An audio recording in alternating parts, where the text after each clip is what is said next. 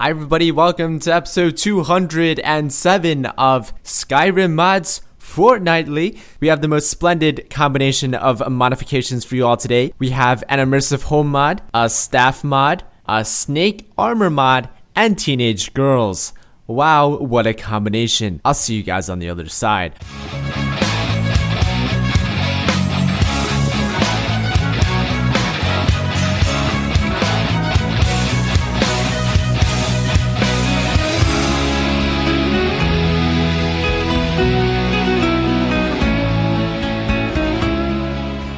So I felt like I was done with EMBs forever. There's no way Skyrim can look any better than it already has in the first 4 years. Real Vision is Skyrim's final form. Or is it? What if I told you an EMB released last month was the prettiest shit I've ever seen? I'm talking pretty enough to get me to fall in love with Skyrim all over again.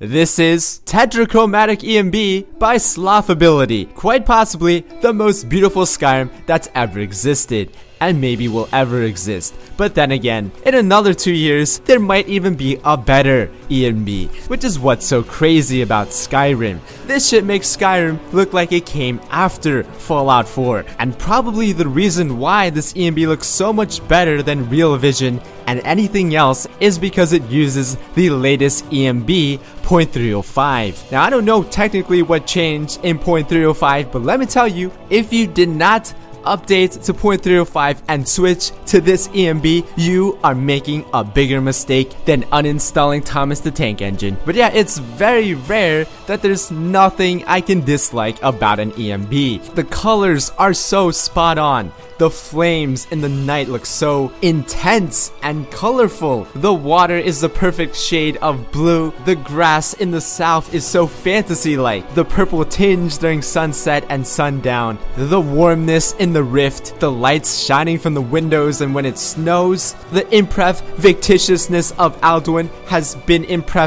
victicified even more. You know, Slothability knows how to make a gorgeous game. And I still can't believe that Skyrim can still look so breathtaking after all these years. And I also still can't believe that it's not butter. Next up, we have a weapon mod by DD Productions. It is called the Eleonora Master Wizard Staff. That's right, the same Eleonora that's probably made your house. How romantic of DD Productions to make a staff named after her. This is how modders hit on each other. Hey baby, I made a staff after you. That's right, I'm the shit, and my staff's just as big as that one. Visuals wise, this staff is very fancy looking, as it changes elements every few seconds. Ability wise, the staff is pretty much as crazy as anything DD Productions has ever made. When you hit somebody with it, it will do one of 7 things. It will either completely incinerate your target, create a gravity flux that will suck people in, send consecutive waves of ice freezing them solid, impale your targets with ice, blast them with fireballs, electrocute the shit out of them, and probably my favorite,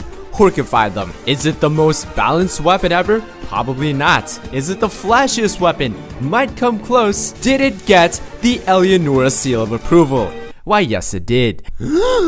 What's this? A slightly non-slooty, classy, and elegant armor mod? What a time to be alive. This is Black Viper's Will by Red Tox. The fur makes it look elegant, the snake necklace makes it look classy, the cloth makes it look sophisticated, and I have no idea what I'm talking about. Available for only the UMP body, as he claims that the other body mods have huge as planet tits, and thus it is not immersive when he's taking down a dragon. This outfit was designed to be very snake-like. If you look at the corset, you can actually see that there's scales on it. But MXR, what if I want the slootiness? Well, you can have the slootiness. It is very modular, so you can make it as slooty as you want. So you can even run around in your underwear if you wanted to. And that is some damn nice underwear he's made. Do you enjoy the company of teenage girls? Don't answer that. Let's put it this way. Did you know that the average life expectancy of the Norse people during the time period lifted for this game was actually 23 years old? Now, what this means is that 50% of the Viking Age Norse population was at some point considered jailbait. I mean,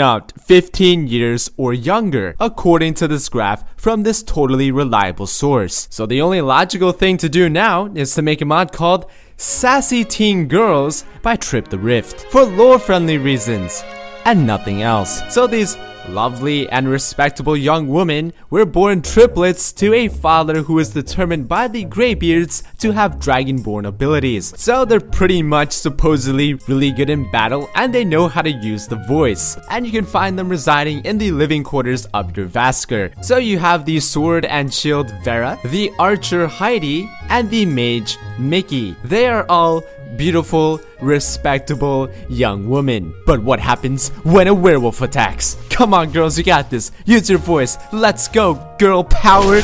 Okay, she's dead. Alright, okay, she's also dead. Okay, never mind. They're in wait mode. That didn't count. Let's do this again. Okay, that's more like it. Who says teenage girls can't kick ass? Right, they all have a spirit animal. Heidi has a wolf guardian spirit. Vera's is hacking one eye. And Mickey's is a Dromora Lord. It didn't matter what I threw at them. A giant 20 skeevers. Wow, those are some funny looking skeevers. But what really makes these young girls special is their custom voice editing. He used sound mastering software to edit the vanilla voices so that they sound and speak like 15-year-old girls. Are you sure you aren't a stranger? Keep your hands to yourself. Stay away from me. Stop that. Yeah, I hang out with tons of teenage girls and this is exactly what they say to me. Joking aside though, the sound editing was spot on. You could not tell it was edited at all. But wait, are they sassy like the title suggests? Oh, they're sassy, right? They're sassy to the point where you might just commit some child abuse. You're only young once. Old means weak. Are you fucking sure about that?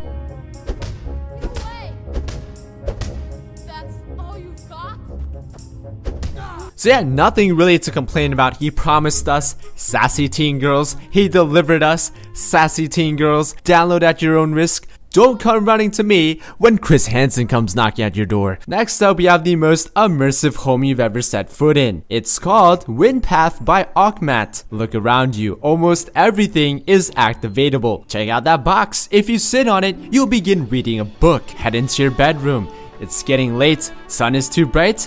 Shut your windows. Want to save your game? Okay, press escape and press the save. And no, that's not immersive. Alright, you need to pull your chair out, sit your ass down, activate the book, write in your journal, and then immersively save. Want to put on some PJs before you go to bed? Sure, open up your inventory, choose the clothes. Wrong. You're gonna open up your closet, you're gonna choose an outfit from there, and you're gonna immersively put it on. You got that, son. Alright, I'm gonna go to bed now. I can't possibly do this. Wrong. You need to deactivate your bed light because you can't go to sleep when there's a light over your head. That's not immersive. But you get the point. You can really roleplay the fuck out of your Skyrim here. Your desk is also really neat in that it serves two purposes. You can either activate the alchemy table and set an alchemy lab down, or you can set an enchanting table down. Now head over to the main dining room and have some dinner. And I swear to God, if you open up your inventory and activate a steak, I'ma fucking stab a bitch. Let me show you how to immersively prepare a dinner. First, you need to set the fireplace. Head over to your grill and drop a piece of meat on the grill. Cook that for about a few minutes, and then plop it onto your plate. Now activate your cooking pot and prepare a special meal. A special meal needs to be shared with special people. And what's more special than a bunch of sassy teen girls? So I invited some sassy teenage girls into my home for tonight, for dinner.